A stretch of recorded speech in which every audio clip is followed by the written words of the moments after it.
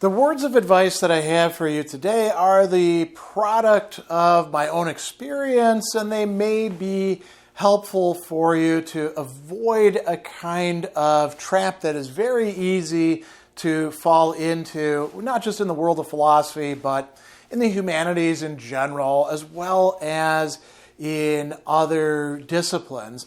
And it has to do with the assumption that because somebody studied at or teaches at or is involved with some sort of institution that is perceived as elite, that there is a correlation to the quality of their thinking and work, and therefore that if you study them, study with them, use their works, that you're going to benefit from that. And I'm going to say there actually is no real correlation at all. It's not as if there isn't any connections, but they tend to be rather fortuitous and ephemeral for reasons that I'll talk about. So the big problem, and I'll actually say this is both an issue that I'm thinking about right now, in part because of a conversation on Twitter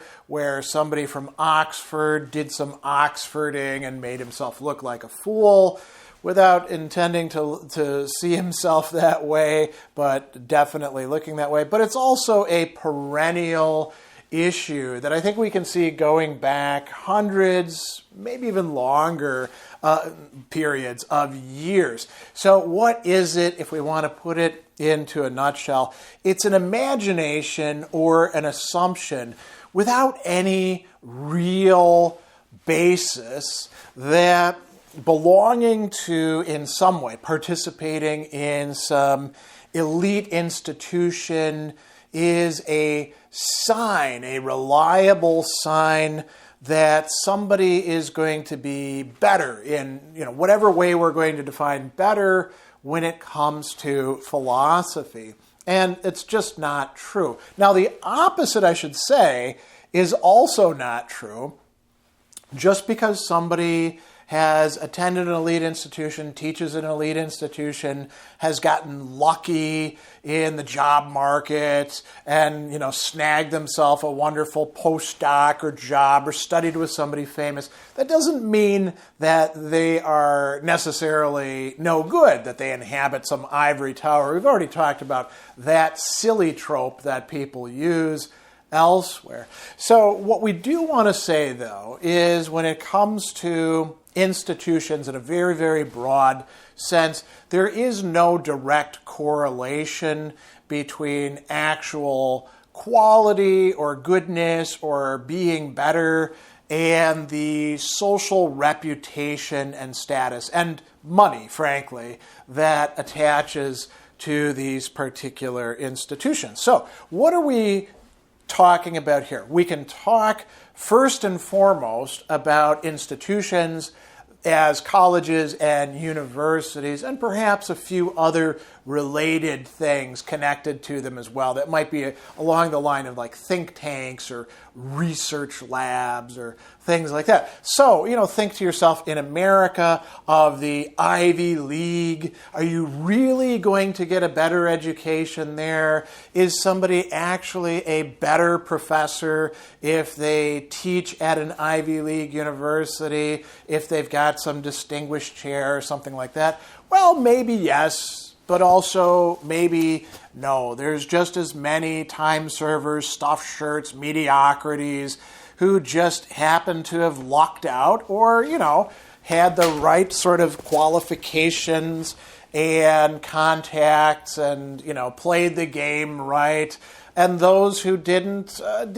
So they wound up in a nice place. So we can talk about, Oxford and Cambridge, or we could talk about the Sorbonne, or we could talk about London School of Economics, or we could talk about Harvard and Yale, University of Chicago. We could even talk about people who managed to get their way into Ivy aspirational schools, teaching at Notre Dame or teaching at Vanderbilt or places like that. A lot of people will assume that if they made it in, it must be good, and they want to project that to the outside. But it's not just educational institutions. We could talk about various rankings that people produce, which always end up more reflecting the group that you consulted about it rather than any sort of real quality, whether this be asking a whole bunch of people in, I forget exactly, was it Phil people? They do these polls about who are the important philosophers. Well, you're only interviewing or sampling a tiny little sliver. So how the hell would they actually know? Or you could think of the Philosophical Gourmet report put out by Brian Leiter about, the rankings for graduate departments in philosophy, which people have been saying is biased and foolish for 3 decades now at this point. But we could also think about publications. I got to publish in a top-tier journal. Well, there's no agreement about which journals are actually the top tier in philosophy. There's local agreements. So if you ask analytic philosophers, they will put forth, a certain list of important journals, and they'll ignore the ones that they don't read at all, which is the bulk of journals. If you ask continental philosophers or philosophers in Europe, by the way, continental and European philosophers, not exactly the same thing, you're going to get a different set of listings, and it'll vary depending on what tradition they belong to. Are they phenomenologists? Are they critical philosophers? Where do they fit in? It's going to be a different set. You ask historians of philosophy, you'll get other things. You ask political philosophers. We could go on and on and on. And we can also talk about presses. Where should you be publishing? Oxford University Press. Oxford is great, so Oxford University Press, if it comes out of there, it must be a good book. Well, there's a lot of crap that comes out of pick any publisher that you like. As a matter of fact, that applies to the journal articles as well. A lot of them are, after you've read them, you can say, well, that was a lot of wasted time on my part. We can also talk about series and media. A great example of this is the great courses. Well, some of them are great and some of them aren't. It depends on who the person doing the presenting is, whether they've actually done their research, what the editors allowed them to actually do. I'm not knocking it, but don't assume that just because it's in the great courses, or pick any other thing that you like, it's on somebody's podcast or somebody's show, that it's automatically high quality, accurate, thoughtful, well-researched. You don't really know until you take a close look at it. And I've seen a lot of, frankly, mediocre product come out from quite prestigious series. We could also think of the course of study. People recommend, you got to read this text and this text and this text. How do you know that these people are actually on point with it? How do you know that they've surveyed the text that you ought to read? You actually don't. You're going by something like a brand, and some places and some people are more successful in developing and pushing and maintaining a brand than others. But it doesn't actually correlate to quality, and it certainly doesn't correlate to quality over time. It could be that in the early 20th century and mid-20th century, University of Chicago was a great place to go for medieval philosophy. Is it now? There's better places, I think, that you could, going by, who's actually researching and teaching there, I think you could find better places. There's a lot of places, institutions, publications that are kind of coasting on a reputation that was made many years or even generations ago. So I do want to say this, and this is a bit of a side note. There's absolutely nothing special in the sense of fostering your philosophical study from a philosophical perspective about going to important places. You're just by virtue of being at Columbia University, where I've given talks, you're not going to philosophize better or study philosophy better. Or I'll put it to you this way. If you think that you are, and if you do find that you are, that's actually a problem with you, because you really ought to be able to study philosophy anywhere and do well in studying it. If you need oak paneling around you, or you need to be in some place that's famous, well, that's a problem with your own motivation and your assumptions about study and what goes into it. If you need to study with somebody who's a big name when it comes to, say, Nietzsche or Hegel, or pick whoever you want, well, you're expecting something like the aura of that person to like bleed off onto you, and that's a anti-philosophical assumption. Similarly, if you think you're going to go to Athens and breathing the air of contemporary Athens is going to be a better place for you to study Plato or the Stoics or pick whoever else you want, that's just foolish, isn't it? I mean, you think about it. Did philosophy begin in Athens? No, it was a pretty important place for a while, but only for a while. And that while is a long, long time ago. By the time that the philosophy schools were closed in Athens, philosophy had already moved on to more important places like Alexandria or Rhodes or Rome itself, or all sorts of other locations. So there's nothing really special about these sorts of things. There's only an accidental, and I'm going to use this word, ephemeral, meaning, of a limited time connection between actual quality, and what would that be? The intelligence of people, their learnedness and eruditeness, their capacity for critical thinking and interpretation of other thinkers, and innovation, and, when it comes to our own studies, where we can have a good conversation or do a research project, all of that is very contingent. And you could go to what you think is the best place, but if you're not in the right frame of mind, you're probably not going to benefit from it, other than thinking that you're, hot crap because you're in some important place that used to be important and may not actually even be important at this point. And I think that it's actually anti-philosophical, or at least non-philosophical, for you to be thinking that, I'm going to this really prestigious place, or I'm going to hear this prestigious person, and I'm going to get more out of it. I mean, if you actually start unpacking that assumption and looking at all the little implicit sub-assumptions there, it's quite irrational, isn't it? So is there a difference between people and places that are considered elite? Well, yes. It's sort of like the old line, the rich are different from the rest of us. They have more money. What does it mean to be elite? I mean, ideally it would mean that you're really, really good at what you do. And clearly that is not consistently the case for elite institutions, elite professors, elite publications, elite series, any of these sorts of things.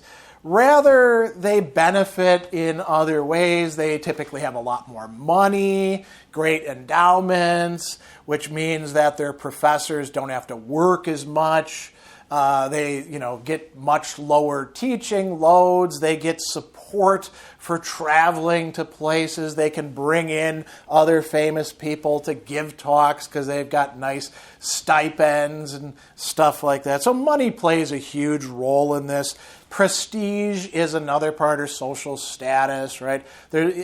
Once you've got that prestige, it's really easy to coast on it and just kind of keep it going. And because of that, that creates lots of opportunities. So, if you've gone to a place like Harvard, you're going to be essentially groomed for how to go out and compete for jobs, and you'll be at a great advantage compared to others. But it doesn't mean you're any smarter or more learned or a better scholar, or let alone a better teacher. A lot of these people who come from Ivy League places terrible teachers. Not that, everybody's a great teacher outside of them. And we could talk about the libraries that or archives that these places afford. That's actually kind of a funny one, though, because I went to a, kind of lower tier state school for my graduate studies, Southern Illinois University. And back at that time, they had an amazing research library. So I just sort of took it for granted that if it's this good here, it's going to be that good anywhere else. And I found that more prestigious universities often didn't have the sort of holdings that they did at SIU, at least at that time. So, there's a lot of assumptions built in here. I'm going to tell you a little bit of my own experience and the fruits of that experience.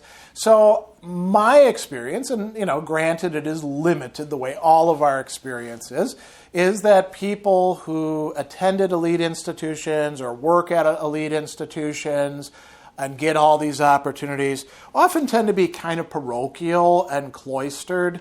They don't actually know the field all that well. They know their portion of it. They know what people in their circles think is important. And they don't usually listen too much to people outside of their circles. So in a sense, they're actually handicapped by focusing just on what their type, their people think is important. And they don't read typically outside of that rather narrow canon, which might not even be like a real canon of philosophy. It might just be these 5 articles are considered important at this point in time.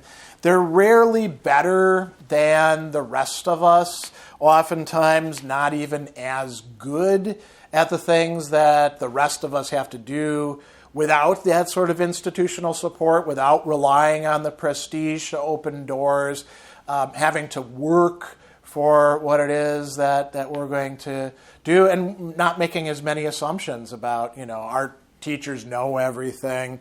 It's often very surprising, in my experience, to realize how much people from elite institutions actually don't know, or what their own sort of like horizons of experience are. So I'm going to give you 4 examples of these very quickly.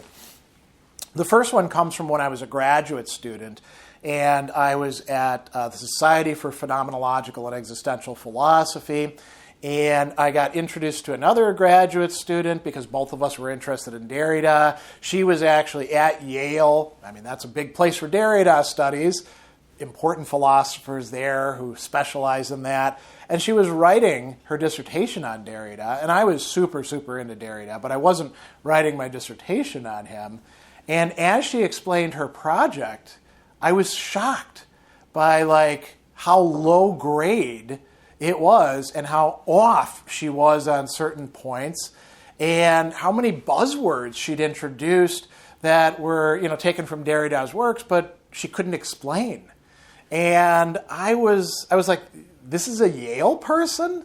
This is what passes for Derrida scholarship at a prestigious institution? I know more than she does. And I'm not even studying with big famous names at a place that Derrida used to frequent. So that was one interesting example. I'll give you another interesting example from shortly after that. I was at a philosophy of religion conference in Lancaster University over in Great Britain, and we had some big names there, people who were really quite prestigious, working at important institutions. And we got to have some parties and dinner and stuff like that. And they were asking me about my own work. I was working on Maurice Blondel at the time, and I remember, and I'm not going to name names, but this is a pretty famous scholar that he mixed up Bergson and Blondel and was attributing to Bergson things that Blondel had taught, and then saying, yeah, but we've already been over all that kind of stuff, And he also didn't realize that Bergson is later than Blondel. Axiom, 1893, right, is 1893. Bergson's first work, Essay on the Immediate Givens of Consciousness, isn't coming out until later. And I was like, this is a scholar who's supposed to know about 19th and 20th century French philosophy, and he doesn't even know who this person, Maurice Blondel, massively influential on all sorts of other French philosophers mentioned by, for example, Maurice Merleau-Ponty or, Etienne Gilson until Gilson and Blondel couldn't get along, or, Gabriel Marcel, or I could go on and on and on.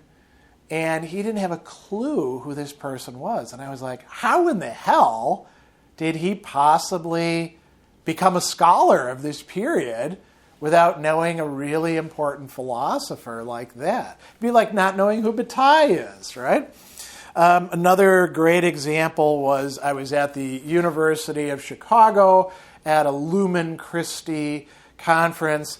And again, it was focused on 20th century French thought. And I, was talking with one of the guys who was presenting afterwards, and I brought up, I think you were wrong about Gabriel Marcel because he says this stuff here and that stuff there. And by the way, he was drawing on this guy here and this guy here. And the person looked at me and he's like, "Who are you?" And I realized that what he was actually asking is, where did you get your credentials? Because obviously you know some stuff, so you must be from an important place. And I said, "Oh, I'm nobody. You wouldn't know me at all. I don't move in your circles." And he was shocked that some outsider who's not from his elevated, sort of prestigious community could possibly know about this stuff. The last one I'll bring up was when I was in this faculty fellowship at Notre Dame studying with Alistair McIntyre, and I was by far the most junior and least credentialed person there.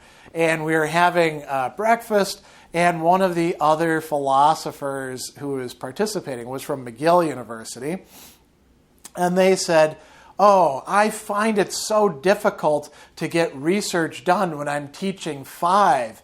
And I said, "Oh yeah, I can totally commiserate. I teach 5 classes a semester, and I'm only publishing about 2 articles a year. If I was teaching less, maybe I could get more done." And this person looked at me and said, "I'm teaching 5 classes per year, not per semester." And I was like, "Well, how could you be having trouble publishing anything and doing research? You got so much time on your hands, and you have a TA. You have people to do research for you. I do it all on my own." And that did not go over well. But it gives you an idea of the mindset of the people who are fortunate enough to enjoy being part of a brand, right? Now, I do want to close this by saying, what can you actually do? Well, there's 2 things. One is, as I mentioned earlier, you don't want to go from the one extreme, which is worshiping, trusting, thinking that these brands of elitism actually convey quality. You don't want to go from that and swing to the other extreme and say, "Oh, well, it must be the ordinary person who's got it right," because the ordinary person probably doesn't either. The person teaching at a small 4-year liberal arts college, they may be brilliant, they may be a non-entity, they may be somewhere in between. You don't want to swing and say, "Well, we're going to reject the association of elitism with quality and go to anti-elitism is quality," because that would be equally foolish. The other thing, and now this may be a bit of an unhappy message, is that you really have to figure these things out for yourself. You really have to put in the work and learn on your own and be willing to revise your estimates at different points. Don't let the fact that somebody famous, said something about this is the way to do philosophy hold you back. You want to keep on thinking about the work that you're doing, the study, the practice, and you have to kind of revise it as you go along. So that is where I'll end these reflections.